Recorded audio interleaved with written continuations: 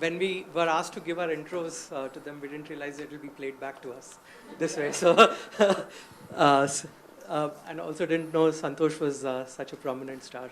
So we'll talk a little bit about ethics in AI, a very commonly talked about, debated topic.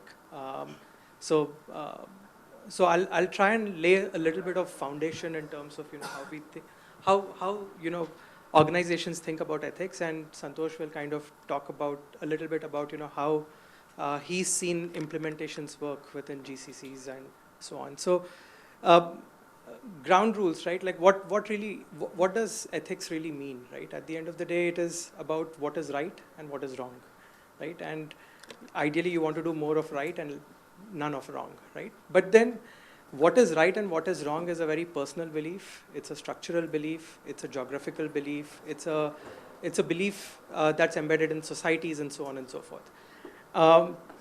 And while there are some obvious things, right? Like for example, can I give credit basis race or ethnicity? Probably not, right? There are obvious things that you say that are good or not good, but then there is also a lot of grays.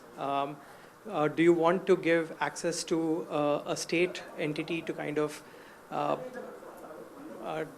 track a potential criminal? All of those are very subjective matters, right? And that's where ethics kind of really also starts playing a role.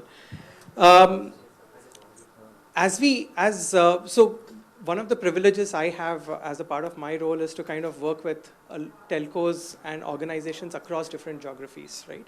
And so very interestingly, as I was preparing for this talk, I was talking to some of my friends in Europe, as well as some of my friends in Indonesia, talking about what does ethics really mean in their organization, right?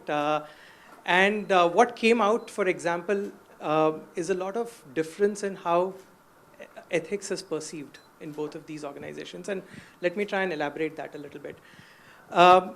For example, even structurally, right? Like how a telco in Europe versus a telco in, say, Indonesia is perceived, right? So the average revenue per user is very different. In Europe, it's about 30, 40 euros versus 2 to 3 euros in Indonesia. So usually users expect that they will be monetized beyond, right? And their services are going to be, services are subsidized basis them being monetized.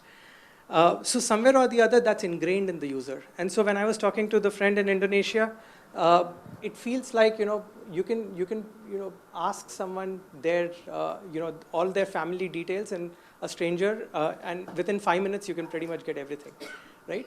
So that's a very cultural difference between how these two work. Versus when you look at Europe as an example, there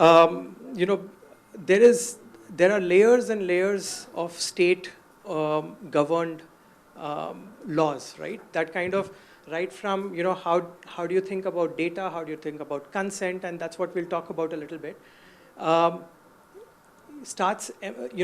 It starts embedding in every part of your journey. So much so that the telco there is very customer centric, right? In every decision you take, you've got to get customer centric, saying, if I am using this data, is this for the right or the benefit of the customer, and so on and so forth, right? How the data is getting processed and so on. Versus some other telcos that we've seen are very business centric in nature. So there is a decent amount of difference in how this is also perceived across geographies. What makes it also interesting then is, when we talk about ethics as an example, we talk about ensuring transparency, ensuring fairness, ensuring traceability, explainability, and so on and so forth, right? These were things that were relatively easy to do in the classical AI sense, right? But as it comes to using Gen AI and with the kind of proliferation of how the new, of Gen AI over the last couple of years, this has become a much harder problem to solve. And that is where I think even Lalit of Answer was talking about, there being a COE of sorts that kind of starts getting formed in every single organization. And that's what, Santosh, if you want to just talk about that as, how you kind of seen that work, maybe we spend some time in just seeing how each of these steps are getting implemented. Yeah. Sure, Siddharth. Thank you, Bidappa, for the introduction. And yeah, thanks for setting the stage on the topic. So this is one of my favorite topic, right? When you talk about responsible and ethical AI, I can keep on talking. So I was thinking, right, what could be your key takeaways, right, as an audience? So I would like to bring some examples and also some of the references, right, when we talk about responsible and ethical AI. So one is like, let me put this question to you, right? What do you think is one of the critical skills for the future, along with AI? Any thoughts or comments? And this was discussed in the recent World Economic Forum this year. Exactly. So creativity, empathy, emotional intelligence, and critical thinking skills. These are some of the hot skills is what being highlighted along with AI. So something to reflect upon, okay? Why we are saying this is, let me take an example, right? I know all of us use ChatGPT. Let's try this out in ChatGPT. And this is something which, as Siddharth was talking about, right? Over the conversation, I came to know of this, so I thought I can share it with you, which highlights the importance of human oversight, right, in any of the tools that we use from the market. So try this out. There is a word called strawberry. So how many R's are there in the strawberry? Just give a prompt and find out the answers. It would be interesting to you. So why you need the human in the loop or the human oversight, you can try it out. All right. Next, I sit in the biopharmaceutical R&D, which is a highly regulated industry. So I would like to touch upon few key dimensions when we talk about responsible and ethical AI, especially around the enterprise AI governance. So I recently read a report which spoke about companies are using responsible AI as a brand value. It is no longer kind of a checklist for a compliance, right? It's more like a brand value which is more needed. Because as we onboard the different AI tools from the market, it's a responsibility of the organization to have a strong enterprise AI governance. Why we say this is like, in the GCC world, all the enterprises have a strong enterprise AI governance. And as I sit in the delivery team, it is important that enterprise AI governance is one of the key stakeholders, right, when it comes to the delivery teams, because we closely work with them in terms of working out, even starting from the POC stage till the production phase, right? We have to closely work with them in understanding what are the different assessments we need to go through.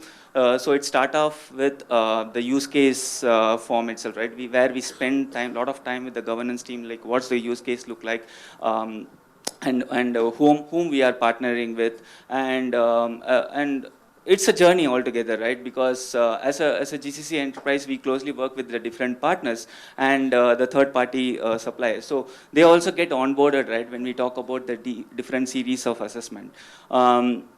I know it's a time-consuming process when we talk about assessment because there are multiple stakeholders involved. And I'm also quoting what Lalit said, right, in terms of the emerging roles within the enterprise AI governance, because there are the policy makers, policy analysts, there are data governance experts. So there are different roles also emerging when we talk about responsible and ethical AI. So this is a good or optimistic way of looking into it. In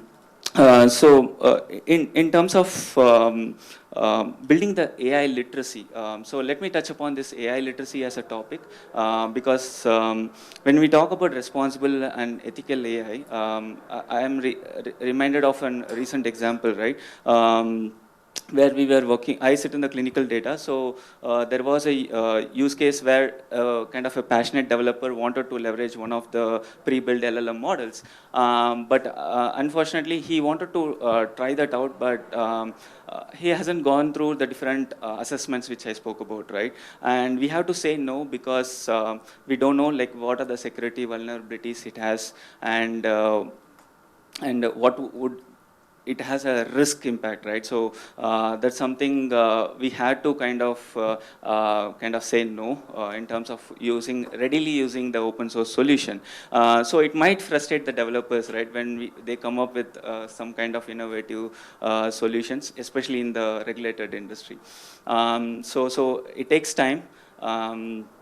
And next I think about is how do we kind of build that acumen in terms of understanding the policy as well as regulation when we talk about AI. So there are couple of key resources I would like to add comment here is one is like global AI policy tracker. The other one is a global AI regulation tracker.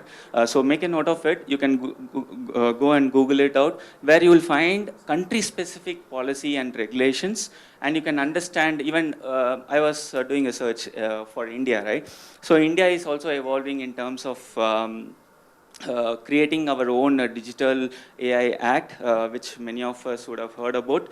So this is going beyond our references to the EU AI Act, which we use it predominantly when we talk about the AI regulatory frameworks. So it looks promising. And also I would like to give an example from one of the work we were doing last year as an industry SME. Like we created a kind of a responsible AI playbook for the developers. It was released last year, so we were working with the NASCOM team around that, where it talks about what are the models we need to factor in terms of the consideration, and also Siddharth touched upon the bias, right? So the discriminative models, right? So what we need to factor in. So it gives you a guideline around consideration, right, in terms of what you need to do as a developer. Next, I would like to touch upon something, right, which is important. It's not just about people working on the ground when we talk about the GCC enterprise. It is also for the leadership team to build that business acumen, right? So I think that's where AI literacy comes into a key role, right? So it is important for the GCC enterprise to build a strong kind of a learning pathway across the different career levels, so that they also understand, right, in terms of what are the key kind of steps they need to do, and also as we as a delivery team go back to the leadership, right, in the boardroom for approval, so it helps to understand they know the topic itself. All right, before I wind up, I just wanted to call out one more recent example. I know many of us follow this. How many of you have heard about AI baby? Have you heard about? Yeah. Okay, so it was a very interesting thing which I came across and reminded me like what could happen, right? I mean, we are calling it as an AI baby, but to be clear, it's AI assisted baby, because what I came to know was there was one IVF clinic in Mexico where some of the manual processes, like there were around 23 manual processes which got automated through AI. So definitely this is a potential in terms of automating some of the manual activities that involves the IVF process. But the topic which we are talking about, right, the ethical concerns, we should not let the AI to be a decision maker, right, in choosing the embryo itself. So that is something we would challenge back to the embryologists, right, in terms of like choosing the kind of the active sperm which will be injected into the womb, and that's something was the question which came into my mind. Definitely it's a promising area to explore, and in terms of increasing the fertility rate from 35%, but we need to be mindful of when we talk about this ethical AI. So I think a long way to go. It's still evolving, and there are a lot of progressive actions that is being done in our country and also globally. So keep a watch on it, and I would request each one of you to contribute based on the different experiences you bring in, and contribute in this space, because as Lalit mentioned and Siddharth mentioned, right, this is going to be a practice going forward, and a lot of us have already started this as a practice. With that, I conclude my talk. Thank you.